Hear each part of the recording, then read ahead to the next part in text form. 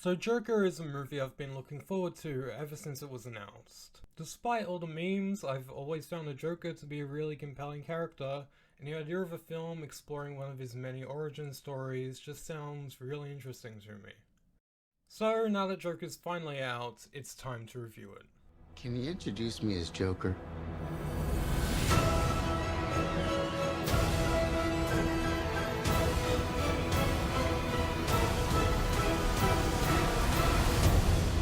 So when more details came out about the film and I heard it was going to be this in-depth character study of the Joker, it just got me even more excited. This just sounded like a very interesting concept to explore in a comic book movie. The casting of Joaquin Phoenix as the Joker sounded fantastic, he's one of the most talented actors working today, and the trailers came out and they all looked fantastic too. The only thing about this movie that got me worried was Todd Phillips directing.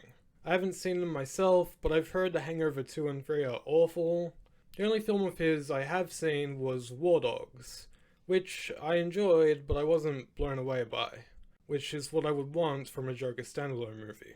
So now that Joker is out, I thought that it was pretty good. Not perfect by any means, but I really liked it, and by the end I was left thinking about it a lot, which I really didn't expect. Also, I'm going to go into spoiler territory at some points in this review, so if you haven't seen Joker, you should probably exit this video now. Let's start off with what I liked. Joaquin Phoenix is amazing in this, which isn't surprising at all, but is definitely worth mentioning.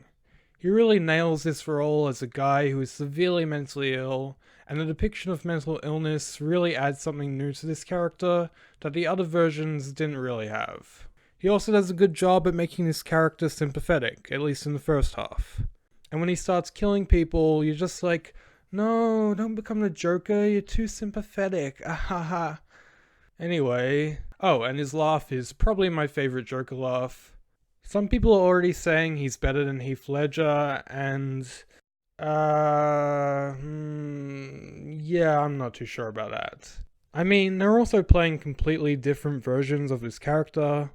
Ledger's Joker is a cold and calculated sociopath, and he puts on this persona to intimidate people. Phoenix's Joker is just an unstable person who snaps and starts killing people because he's enraged. They're just not very similar at all, and I think it's hard to compare. That said, I think we can all agree that he's better than Jared Leto though. But he absolutely pales in comparison to Tommy Wiseau. Hi, this is Tommy Wiseau, creator of The Room. Let me introduce you to the new Joker. This movie was surprisingly well directed, really well shot, and I loved the lighting and use of color in this. I loved that the movie's color palette with the colors of the Joker's makeup and wardrobe, that was great. I also really like how the Joker looks, plus the look of Gotham was also fantastic.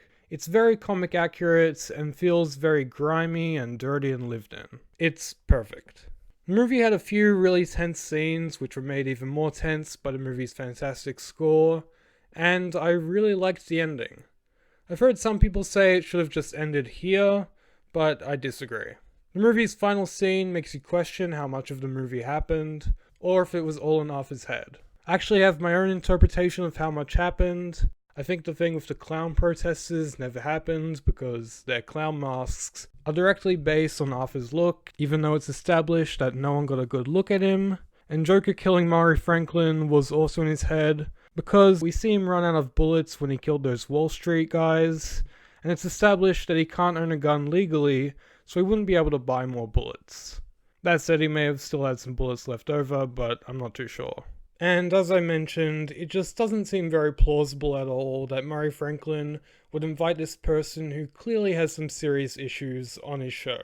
Especially looking like that, considering the political climate in Gotham. But that leads into the problems I have with the film.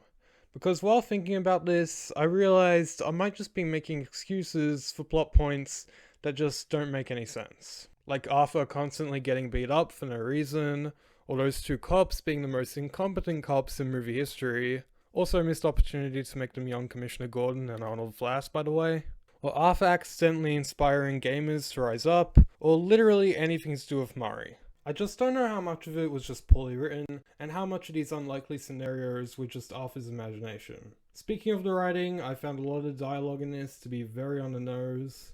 The film just isn't very subtle at all. There's also some other bad stuff in here that really took me out of the movie, like when Sophie didn't know who Arthur was. I immediately understood that Arthur just imagined their relationship, and I never understand things in movies. I'm like the biggest dumbass there is. But I understood this because it was blindingly obvious. But then the film flashes back to every scene with her and showing, she was never even there. That part was just so cheesy and out of place, and didn't add anything new to the scene. I guess that part was for the audience members who are dumber than me, except there aren't any. We already understood the twist, you didn't need to show it again, but worse. The song choice when Joker steps out of the elevator and starts dancing felt really out of place. He just murdered his mother, an innocent woman, and his friend, and for some reason it plays a rock and roll song that just makes him look like a badass. It's just really weird. I guess you can interpret it as if the song is playing in his head, but I would have much preferred music from the film's score. The murder of Bruce Wayne's parents was forced in here as well, and was shot and executed the same way as all the other ones. Like the Sophie reveal, this scene could have just been implied, like you see the Waynes run out of the theater and then you see someone following them or something. This scene added nothing to the movie and it just felt so repetitive. We just saw this in Batman v Superman 3 years ago, with the pearls and everything. I'm just hoping and praying we don't see this again in Matt Reeves' The Batman.